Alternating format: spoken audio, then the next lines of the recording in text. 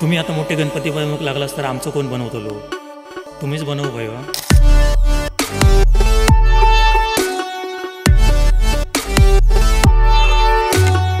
आमचे जे कुटुंब आहे ना, हे कुटुंब संपूर्ण गणपतीच्या कलेत आहे.